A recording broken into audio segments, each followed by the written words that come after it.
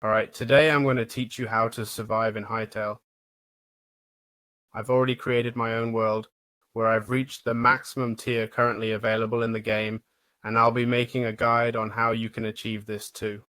The first step is understanding that we need to craft a pickaxe to gather stone and an axe to collect wood. So for this, we'll need rocks. We can find these rocks on the ground. There are many types, but we only need 6 rocks, a really simple task. Then we'll also need fiber. We can get this by breaking bushes found around the world, which will also give us the wood trunks we need. There are many other ways to get fiber, like from tree leaves, which work just fine.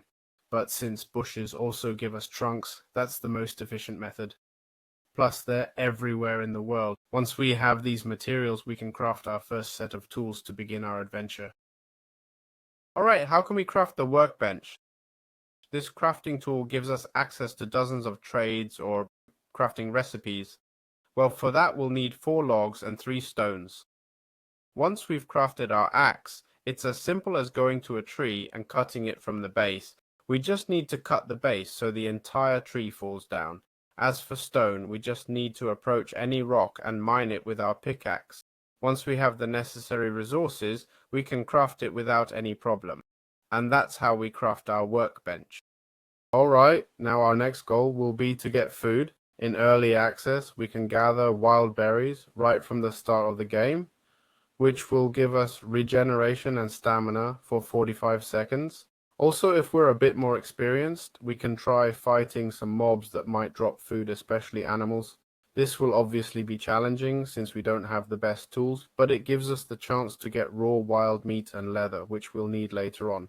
We can cook the raw meat on a campfire, which is crafted using 4 sticks and 2 rocks. We'll just place it here. If we hover the cursor over it, we can see what items we can add, like raw meat. And if we hover over the fuel section, we can also see what we can use there, such as sticks. When we light it, our food will cook, giving us health regen 2 and health boost 2 for 2 minutes and 30 seconds, plus an instant regeneration of 10%. This is much better food than berries. Right, how does the regeneration system work within Hytale?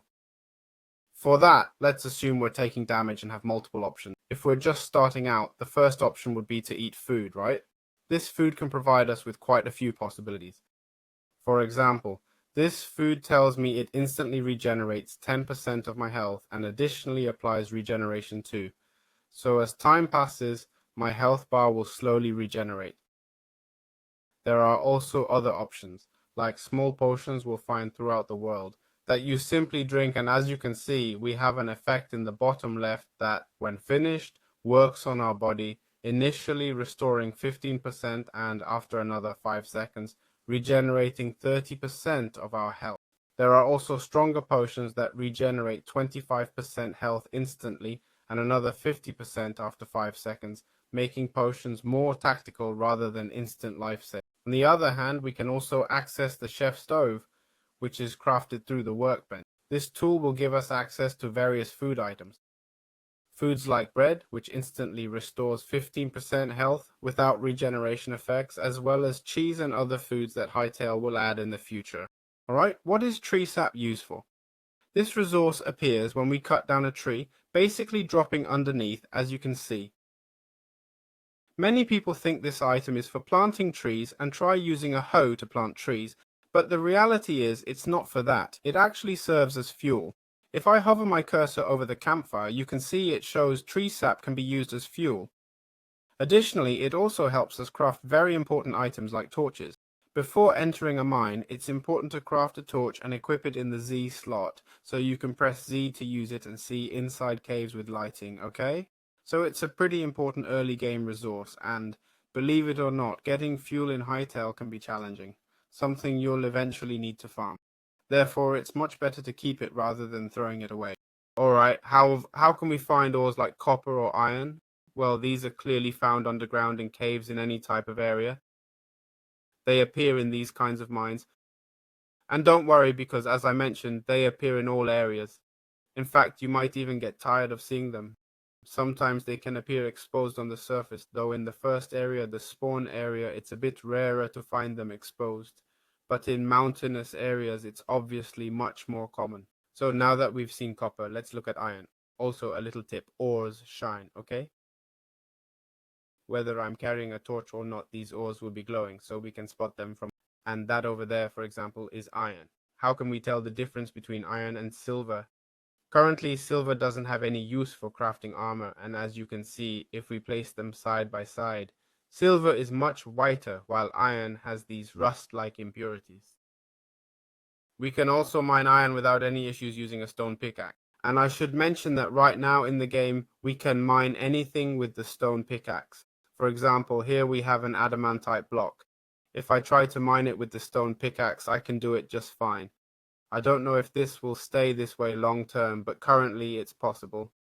Anyway, I'll show you how to obtain each ore so you can progress correctly, since although you can get each ore in its zone, the zones increase in difficulty based on the resources you obtain.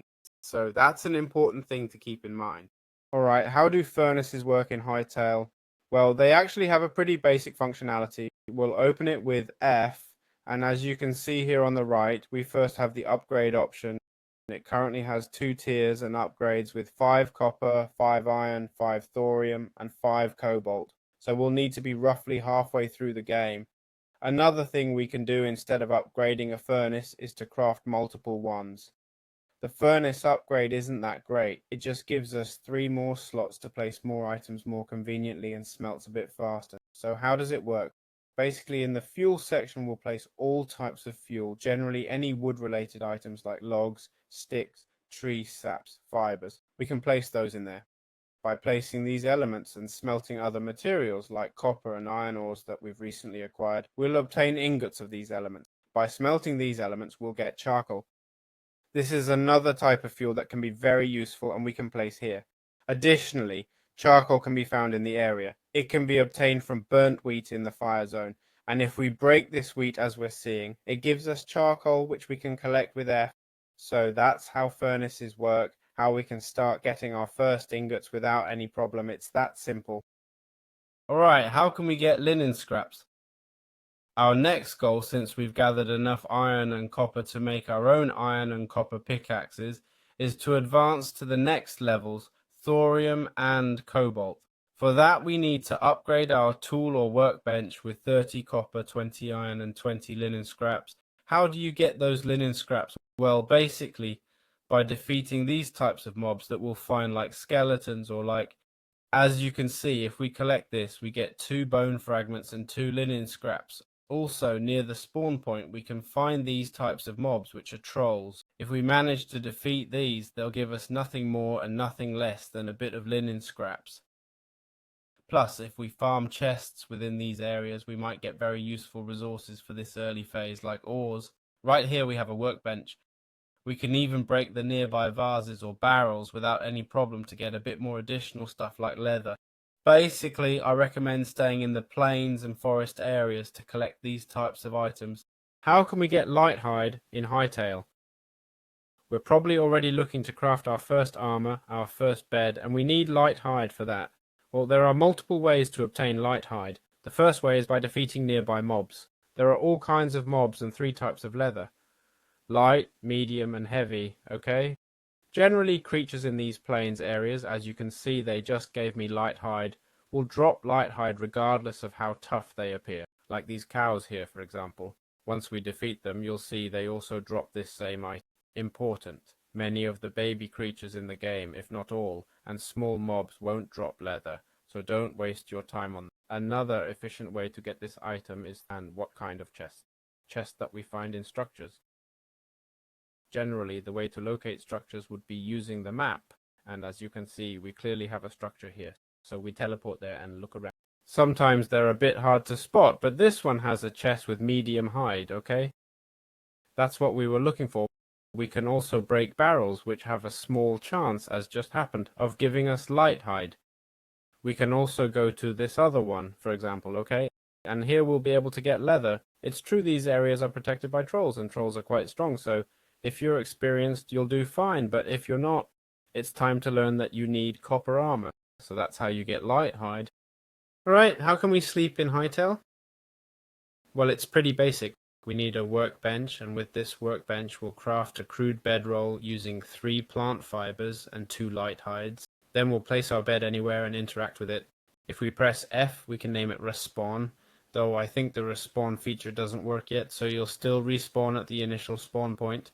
But it's good to name it anyway, because if I name it house and confirm, it should appear at the top of the screen, though it's not showing for me since I'm in creative mode, but normally your house location would appear there. See how spawn and forgotten temple appear up here?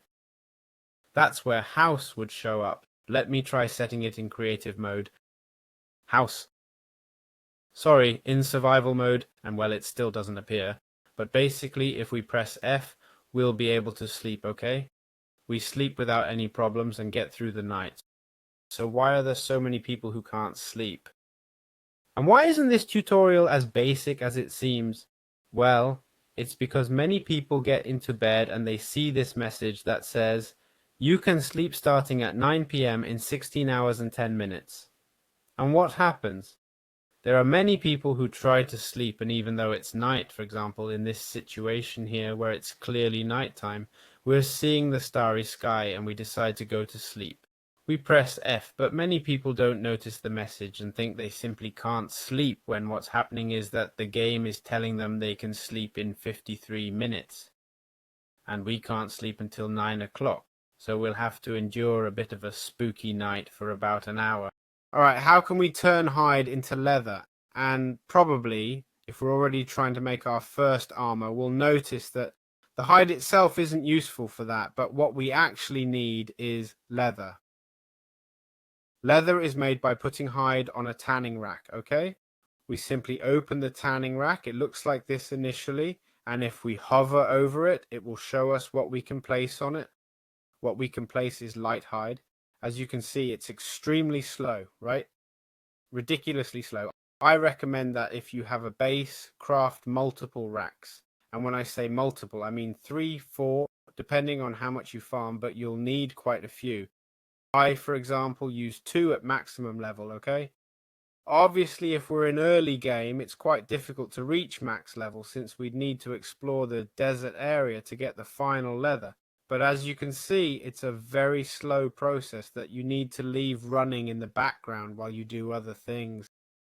But that's how you convert hide to leather without any issues. Alright, how can we get bone fragments? We probably already have our armorer's table and are looking to upgrade it to the next level, and for that we need bone fragments. Well, it's pretty simple actually. We just need to defeat any type of skeleton in Hytale and they'll drop bone fragment. For now, only skeletons drop them. I'm telling you, this is a material you'll get tired of because it's so common. Skeletons usually appear in these open areas as well as ice regions where they're super common, both in structures and outside. Or if you wait until nightfall, skeletons appear and they're easy to spot because they carry torches. See that? That over there is a skeleton. Honestly, I think their best technique is to wait until dark and spot them by the torches they carry. So it's that simple. Alright, how can we obtain Azure Log and Azure Kelp? These resources help us upgrade our armor workbench, craft essential portals, and create multiple items we'll need. They're truly important elements.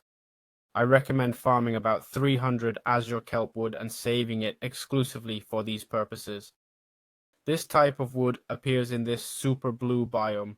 If you check the map, you'll find several small biomes where they spawn, and they're absolutely necessary, okay?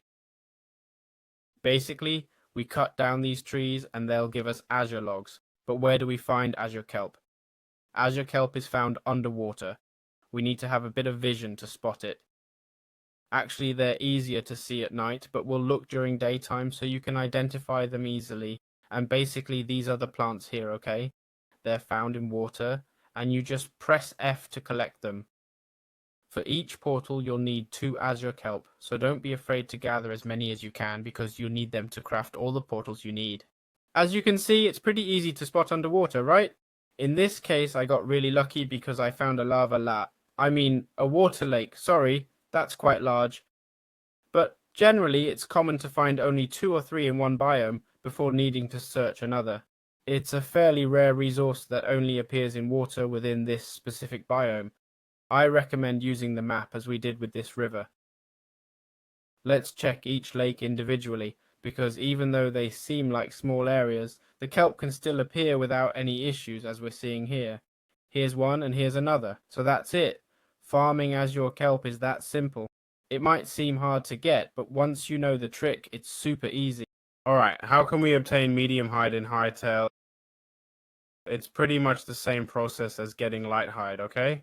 Basically, we can fight certain mobs like moose that appear in forests, and when we defeat them, they'll drop medium hide. What I recommend is that there are many mobs that drop this item. So, any mobs you see dropping this item in your current biome, remember them because it's an item you'll need.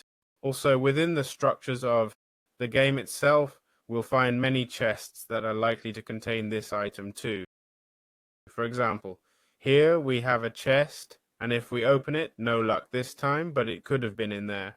I also recommend breaking barrels as always, in case you're lucky enough to find this item. Another creature I've seen that drops medium hide would be the wolves found in the orc areas, which are quite common and look like this, as we're seeing, okay?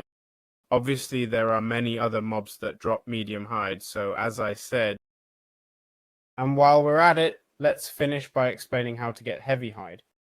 You can obtain it in many ways, obviously through chests and structures, but personally I farm it from bears, okay?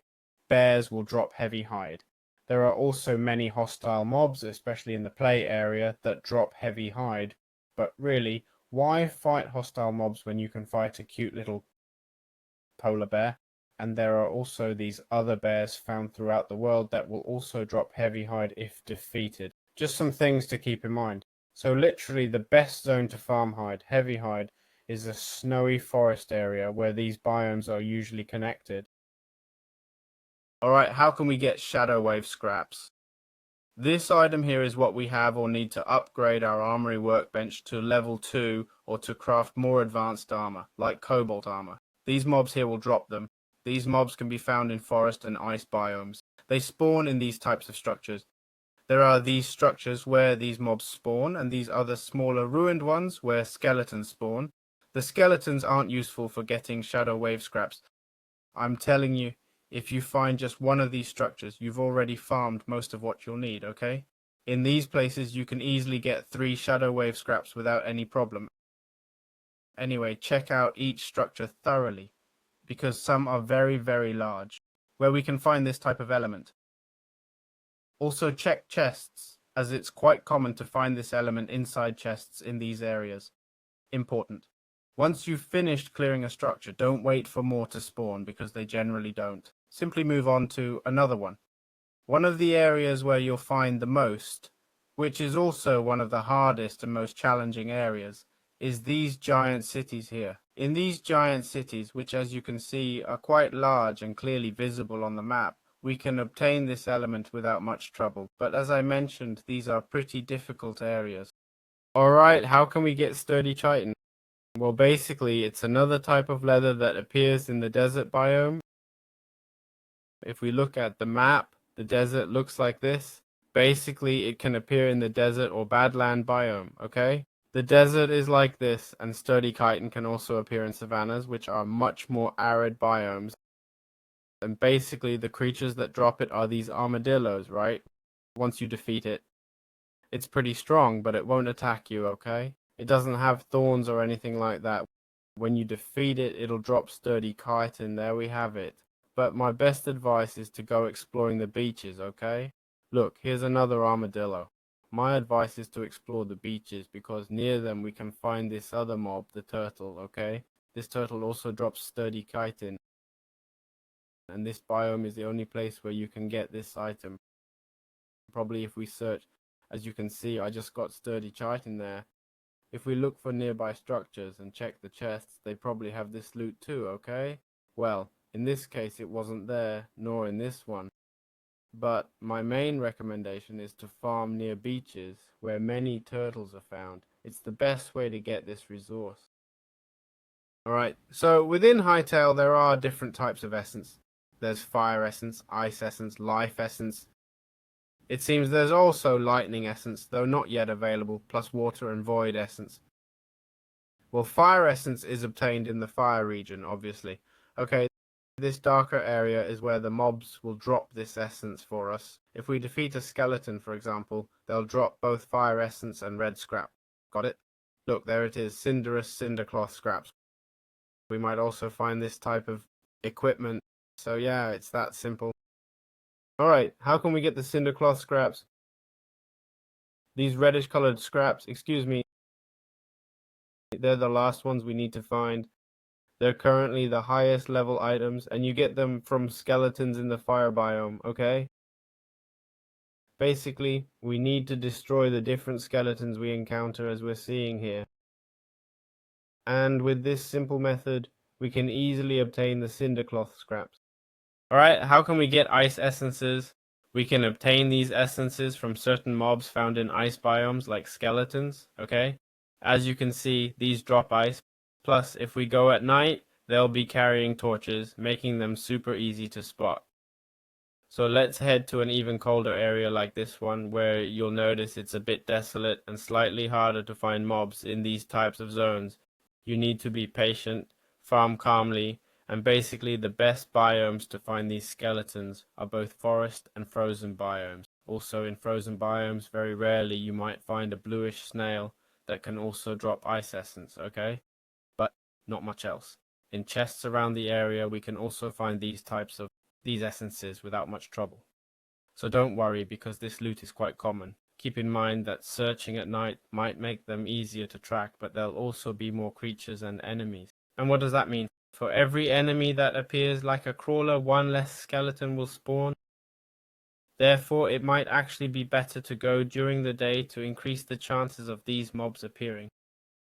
How can we obtain the essence of life? This essence has no relation to the other essences. Other essences are obtained by killing creatures and such.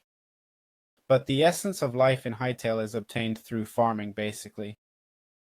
For example, if we collect crops we find around, like this wheat that spawns directly at the start, pumpkins can also appear depending on the biome, as well as carrots. When we collect them, as you can see, they give us essences of life. See how I now have 17 life essences just from harvesting that crop? Additionally, if we need a large amount of life essences, I'd recommend grabbing a workbench, going to crafting and making a farmer's workbench. With this tool, we can craft crops and start growing different items. This is an optional part of the game, but here we'd buy seeds, plant them with a hoe, and water them to make them grow 2.5 times faster.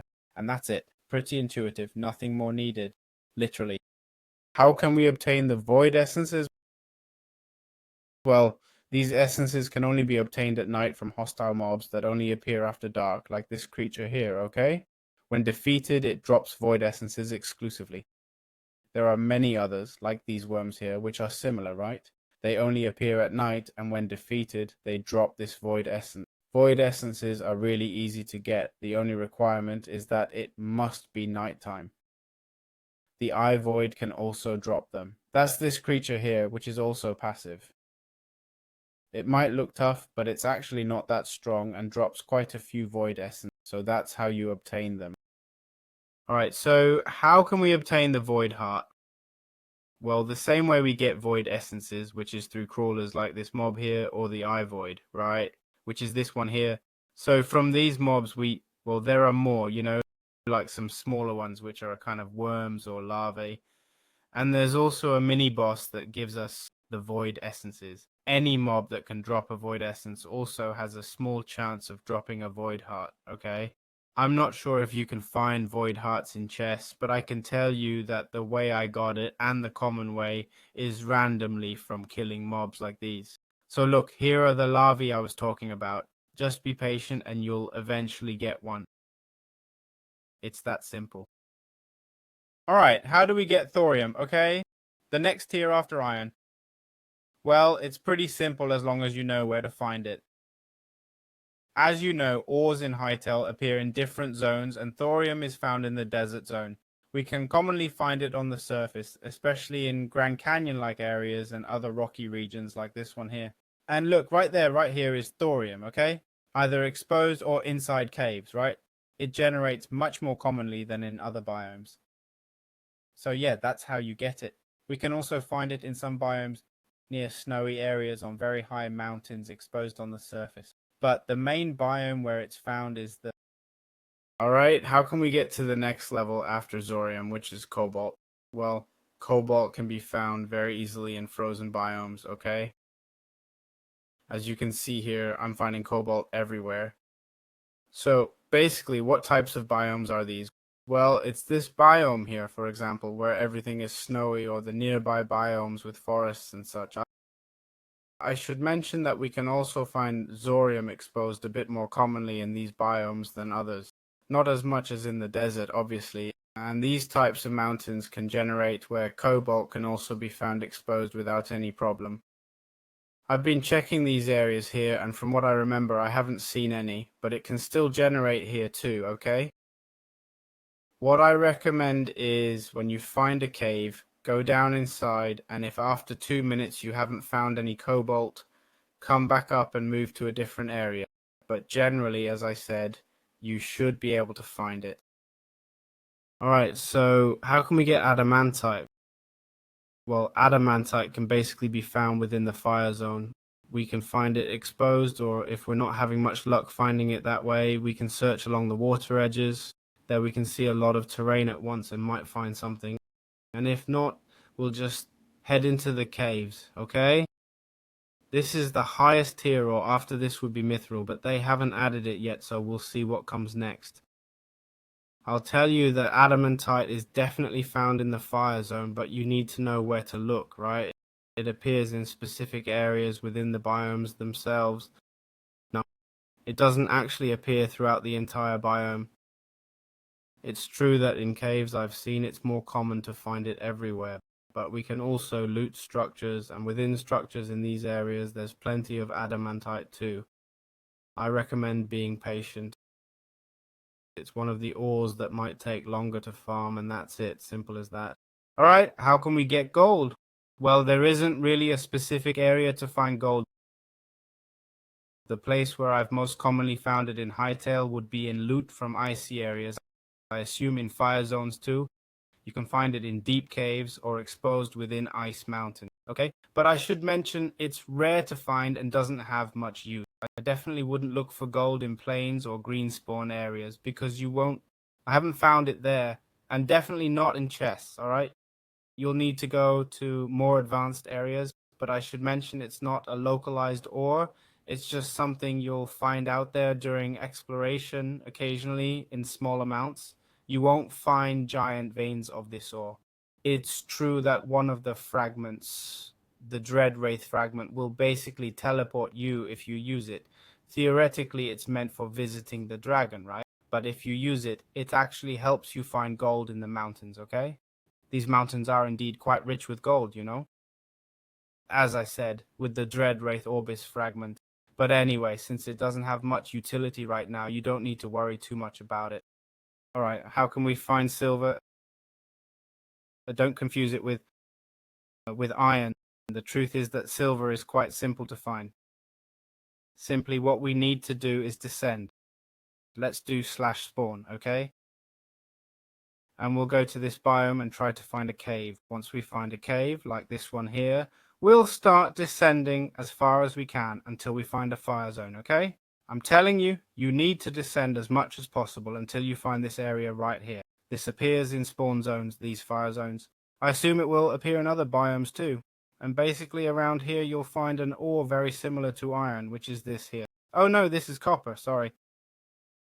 But it will appear near lava, okay? And that ore is silver, got it? So yeah, just know it appears around here. Right now I can't find it, but be patient and eventually you'll find an ore like that, okay? Look here. Alright, let's talk about how we can find ruby, sapphire, topaz, and emerald. Well, these elements don't have much use right now, but I'm sure they will in the future. So let's go to spawn. Well, ruby and sapphire do have some utility, okay? First of all, we'll go to a temple, okay? One of these temples. Oops, I just teleported inside the portal. Oh man. So, first let me explain how to get emerald, which is very easy. We just go down here and we have this golem here. We simply defeat this golem and that's how we can get emerald, if that's what we really need. For the other elements, look, there it is, okay? For the other elements, I'm going to show you something very interesting, okay? We're going to defend to the max. Today in Hytale, there's a small bug where we can see how the world looks underneath us, okay? Look. Do you see that there? I'm going to set the FOV, the field of view, to minimum. Okay? Do you see that over there? That over there is sapphire. You can see the stone is in the center, surrounded by other illuminating materials. Well, just like sapphire, emerald appears, topaz appears. Right now I'm not finding topaz, but that white stuff also appears, which must be platinum. Is it mithril? No. It's diamond. Okay, diamond. And what else is there? Zephyr and whitestone. Well, that's diamond. Okay. Obviously, mining to find these is impossible, and we can't go to negative layers to see these ores. I just wanted to show you. So how are we supposed to find them? Well, on the surface. Okay? I know, you're freaking out. Basically, we need to go to biomes. For example, I recommend going to biomes with many mountains for... Why? The ups and downs of terrain generate stone, and that's where these elements... When the stone is exposed, we can find sapphire right on the surface, okay? We can also find it inside caves, but that's a bit more complicated. Plus, these elements shine a lot, okay? If I position myself like this, you can see how it really glows, right? And you'll especially notice it at night. Now let's talk about where rubies appear. It's probably the most difficult element to obtain among all of these. Maybe diamonds too. Well, rubies appear in the fire zone, okay? We're going to teleport to the fire zone. We just got incredibly lucky. These volcanoes appear, see? This is a volcano. If I teleport, you'll see this is indeed a volcano with its center full of lava. Well, we can enter these volcano centers, as you can see, and from here access the Jurassic area and other zones. What we need to do is find a gold-covered volcano like this one here. I'll tell you, they can be quite rare, okay? You might search an entire biome and find none, or like in my case, find 3 in a single biome. But I repeat, I've been in creative mode and found biomes with none at all. So simply climb the volcano using the coordinates you have. And when you find the hole, don't jump in because you'll die. Instead, descend slowly, though it'll be challenging, okay? Right here, a water structure generated, which is incredibly lucky, but usually it's lava instead, making descent very difficult. And this is where the ruby is found. Okay, this is the ruby. This is where I found it, and honestly, the only way I've seen to find it. So that's it. It's that simple. Alright, how can we find nothing more and nothing less than the memory unlock? So, we're going to appear here. This is the spawn point, okay? Near the spawn, there's always a forgotten temple, and you'll find many throughout the world, okay? We'll approach this temple and basically enter through the main entrance, which is pretty obvious which one it is. Here we'll find a golem, though I've already defeated it in this case. You have the option to defeat the golem or ignore it and go straight to the portal. Defeating the golem doesn't give you anything interesting at the moment, okay? Maybe it gives an emerald now, or perhaps in the future it'll give more valuable things. So nothing can be done here yet, but I expect future shops and many works in progress that will have great utility. Simply head to the center and press F to interact. It says, you've unlocked the memories. You'll click Unlock Memories, and now you can store memories. What is this used for? Well, to get various game upgrades like maximum teleporters, backpack upgrades, and so on. So yeah, it's that simple. Alright, how can we get the backpack upgrade? As we play the game, we'll notice that we need more inventory space, and this is where the backpack upgrade comes in. Simply press F at a workbench and go to the training section. Here we'll see that we have the option to unlock a backpack, okay? If we buy this feature, which costs 8 iron and medium leather, we craft it without any problem. We'll have the unlock backpack option, right? So if we right click with this tool, it says, our backpack capacity has now increased by 9, and when we open our backpack, we'll have one more row. Additionally, we can also craft the level 2 backpack upgrade. Same process, click, right click, and now we have 18 spaces.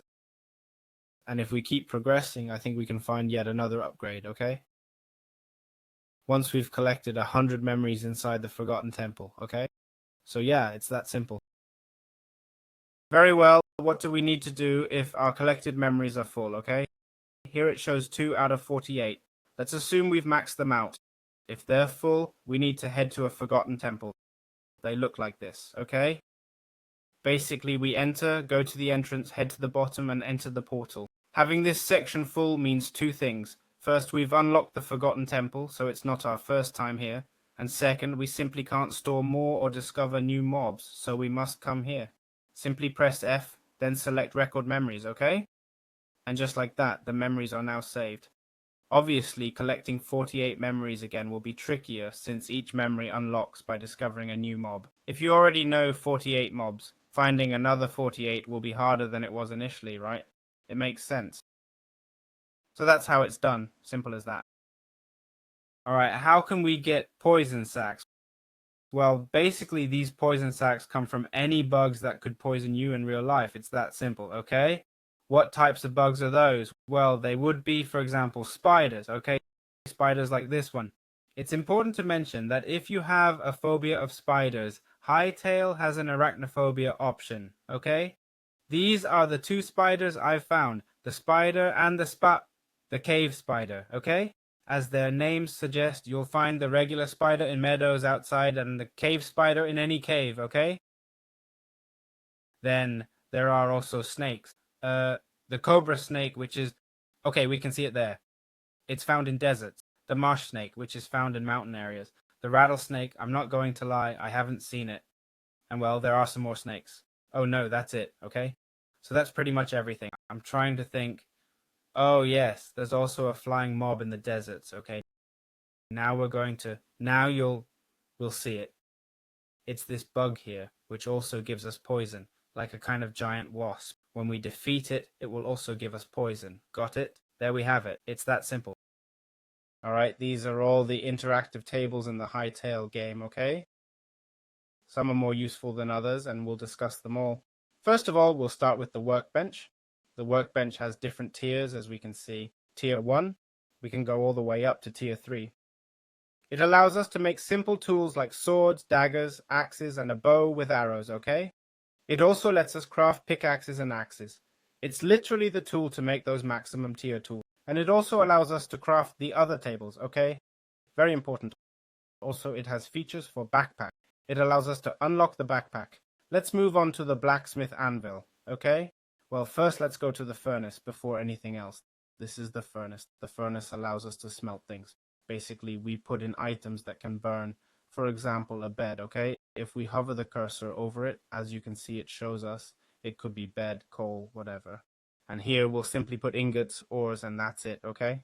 We can upgrade it to level 2, which improves efficiency and gives us 3 input slots instead of 2.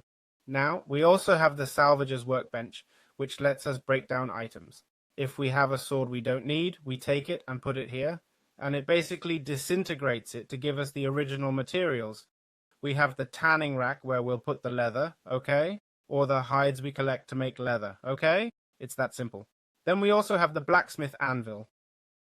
This is used for making all types of attack tools, okay? And bows, even a crossbow. We can improve it with these elements, okay? I've already shown a bit how we can get them without any problems. It goes up to tier 3. Then, on the other hand, we have a boat that isn't useful yet, and a minecart, which we can use to move around the world, even with rails.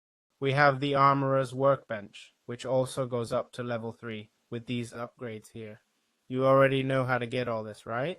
And basically, it lets us craft armor, okay? The different armor levels and the different types of shields too. Then we have the builder's workbench. Here we simply put elements, okay? It's more of a decorative feature where we just take a log, right? And place it. Well, in this case, I just picked up something. So basically, we place a log here and it allows us to convert it into anything we want to build. Perfect. We have the chef's stove. This is already at max tier and it's used for cooking, okay? We can make foods that give us 15% regeneration like bread. Then we have the farmer's workbench, which is for crops. Basically, we need life essences, which are obtained through crops, and you rotate them to level up and craft greater essence of life. And well, if we hover the cursor over each element, it tells us a bit about what each thing does if we're interested. There's trap fishing, and also the possibility of having a chicken coop, which is this right here, okay? Well, this is the bed. It allows us to sleep. This allows us to feed the animals, okay? The furniture workbench is similar to the other crafting table, but for furniture, okay? It allows us to craft all kinds of furniture within the game, and for Finally, we have the Arcanes workbench, which lets us craft portals, the 2 wands, and also look here we have the 2 wands, and it lets us create, well, the portal and crystals to travel to other dimensions, which isn't unlocked yet, okay? And here are the portals. And finally, we have the alchemist potion, which basically lets us craft potions. That's all there is, nothing more. So yeah, it's that simple.